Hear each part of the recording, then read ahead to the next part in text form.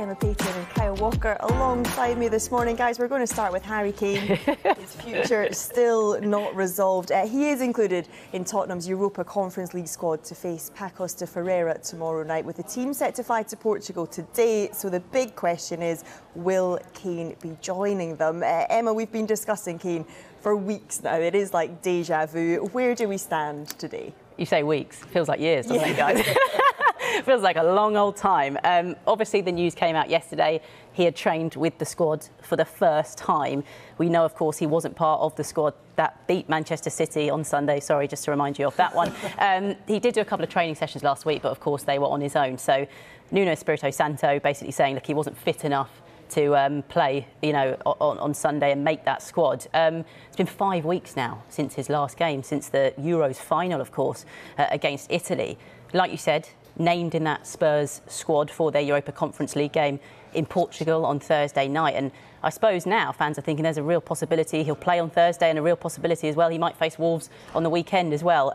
Carve said on the transfer show last night, he put it really nicely actually, it is now or never time. Harry Kane basically needs to know if Manchester City want him as much as he wants Manchester City. We know he wants to leave. We know he wants to win things. He's got massive ambitions of winning things, the biggest prizes in the game. The question is, do City want him enough to pay around £150 million? You imagine from City's perspective, Carl, you'll probably know more about this than me, but the defeat on the weekend would have only increased City's kind of desire to get a striker in. You look at a game like Sunday and think, Harry Kane, he could have made all the difference on Sunday. And it's, we're looking at the clock now, it's ticking. 2 weeks ago yesterday, that is deadline day. So the power at the moment, Joe, is still with the same person. It's still with Daniel Levy at this moment in time. Yeah, and I guess that does bring us on to the next question of whether or not time is actually running out to get this one done. Because, Kyle, as Emma said, less than 2 weeks to go. We've seen how long it can take to get deals done. So is the clock ticking? Is it going to be too late to get this one done? Well, we talk about how long we've been talking about this. If you go all the way back to June, that is when Harry Kane, he had expressed that he wants to maybe leave Tottenham. He wants to go on and win some trophies somewhere else. He had that gentleman's agreement in place. Also, Manchester City had reported then to have put a £100 million bid in. That was 2 months ago. We fast forward, there's 13 days left of this transfer window. Is that enough time to get one of the best strikers in the world, not just to another team, but to a rival? Yeah. That is what it is with Tottenham and Manchester City. Now, we saw more recently Romelu Lukaku's deal from Inter Milan to Chelsea. Well, that seemed to take quite a while. But on the other hand, we had one of the biggest deals probably ever, it seems, with Lionel Messi moving to PSG. That was done in less than a week. Now, let's remember, with that one, there was no negotiations between the clubs because he was a free agent. His contract had expired at Barcelona. But the personal terms, they're huge for these footballers as well, when it comes to image rights, when it comes to pay, when it comes to so much that is involved with those personal terms.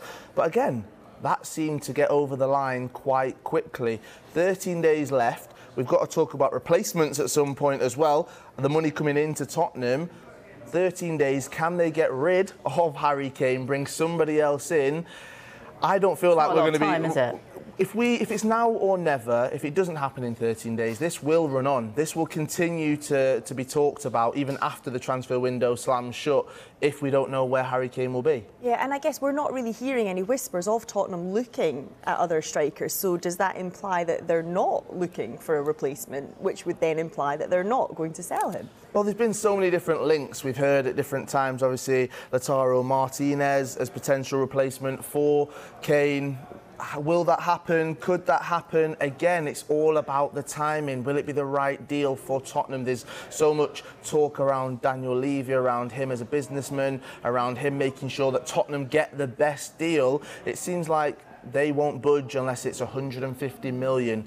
That will help Tottenham massively, bringing somebody else in.